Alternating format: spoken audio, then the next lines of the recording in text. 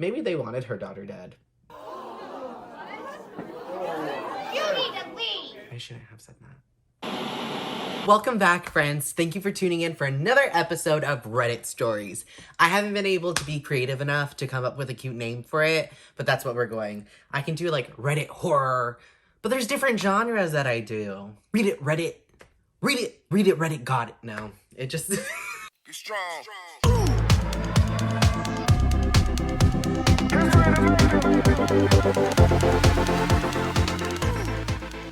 As I was deep diving into Reddit, I was wondering if there was any stories anybody had posted onto the site of them almost being murdered. Obviously, it's a really fragile topic. I'm really into murder documentaries though, and from all the other people on YouTube, you read these amazing murder stories based on these serial killers, stuff like that. But I wanted to hear stories from everyday people. Let me tell you, the thread of almost being murdered on Reddit is huge. The story that I have up right here, I haven't read it yet. The first line says, when I was in my 20s, I was at a friend's cousin's house hanging out. That's all I know about the story so far. As always, get your food ready, get your drinks ready. If you're not eating anything, drinking anything, then sit down and enjoy the show. When I was 20, I was at a friend's cousin's house hanging out. My friend's brother had recently been released from prison for a third time. She was slated to keep an eye on him. Third time's a charm. Now, I knew this guy before he was incarcerated and was pretty normal, but I could tell that the inside had changed him dramatically. He barely spoke, usually to ask for a cigarette. Very creepy demeanor. I had given him a couple smokes during a few hours of hanging out, but I'm now down to my last two. He asks for another smoke, but being a young broke guy, I don't want to deplete my stock right then and there. But at the same time, I don't want to deny a man the full, rich flavor of my Marlboro.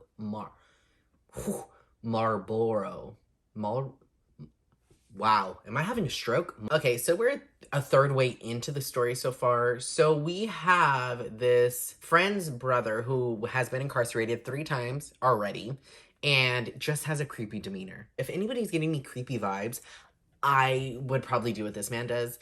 Whether he did it out of the goodness of his heart or not, I'm just really nice to people because I'm afraid they're gonna kill me. And I mean that in all aspects of life.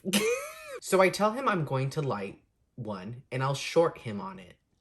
Everything seems okay. He gets up to go to the bathroom and comes back wielding a samurai sword that was hanging as decoration in the bathroom. First of all, his friend has to be a man. Who decorates their bathroom with a samurai sword? Like, and look, unless that's your life, but I don't ever see you needing a samurai sword in your bathroom. That just doesn't make sense to me. My back is to him and I get blindsided in the back of the head. Luckily, he doesn't have all of his faculties about him and hits me with the flat side of the sword. I'm not so lucky on the next hit though.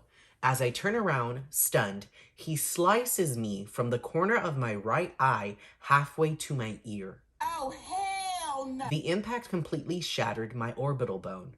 So I then grab my face, pull back my hand to see if it's covered in blood. Shit has gone crazy. So crazy, in fact, I didn't even feel him thrust the sword into my back, about an inch away from my spine. This man is literally insane. So my friend's cousin is watching all of this unfolds. Okay. And runs over and disarms him, taking him down for a while. But you had to wait for him to stab him in the back? Literally? I trudge up the stairs for help and I feel my back getting wet from blood. That's when I knew I had been stabbed in the back. But I'm still walking, so I know my spine wasn't hit. So with all of my strength, I make it to the first floor. I walk into the front room where my friend's cousin's wife is sitting with 4 younger kids. Oh my God. Needless to say, my bloody face causes a panic upstairs. I collapse on the floor and the last thing I see before my eyes are completely filled with blood is the cousin beating the shit out of my assailant with a folding chair, WWE style, and throws him out the front door. Now, Kane! Come to find out later that he went nuts on me because in prison, giving someone a short makes them your bitch, and he wasn't going to be anybody's bitch. Is he an Aries? I'm an Aries. Or he's a fire sign. Is he a Leo? Because that's crazy. That's why you don't mess with people in prison. But, you know, people also have those. This is totally off topic. But people have those, like, pen friends? What do you call those? Pen pals. Pen pals? Pen pals. People have those pen pals with people in prison. And, like, they end up, like, falling in love and getting married. I don't know if I could do that. First of all, what are you in there for? Because if you're in there for, like, weed or something, then, like, okay. But if you're in there because, like, you killed somebody, you robbed somebody or something, there's just so many red flags. Red's my favorite color. No, that's bad. Don't do that. So here comes the second story. My sister made 3 attempts on my life before I moved out. It's a very heavy first sentence. 2 stabbing attempts and a smothering attempt, though I think the first 2 were not so much serious attempts as they were practice runs. Days before the move, she made the final attempt. Just off this first paragraph, nobody assumed that maybe we should get her some help. Maybe we should, you know, do something after the first murder attempt, or maybe after the second murder attempt. But no, we're gonna wait till the third one. Third time's a charm. That's a common theme for today. She was frustrated I hadn't moved away on my 18th birthday and had become progressively more hostile as my last few months of high school dragged on. A week or so before the incident, I had caught her trying to harm the cat and had physically struck her. Oh, so she hit her sister. I had caught her trying to harm the cat and had physically struck her, and that week had been ... tense. She would just follow me around and stare at me, and I knew she was waiting for an excuse. Yeah, no, I'm sorry. Harming animals, I think that's a sign of, like, a serial killer. She definitely needs some help. One day when we were alone and our mother was out on business, she attacked me. Her attacking me was pretty old hat at this point, as you might imagine, so I just sidestepped her and locked myself in a room. But it was pretty obvious that the day was different. She was in a blind rage, screaming and throwing herself at the door. The animalistic cries were interspersed with, "I've always hated you, I wish you were dead, I'll kill you." After a while, she seemed to blow herself out, and there was a brief quietness. Then a strange scratching came from the door, and the knob tumbled off. I just remember her staring wild-eyed through the hole of the door. Peekaboo, let me in. That one bloodshot orb rolling until it fixed on me, her pupil contracting just barely.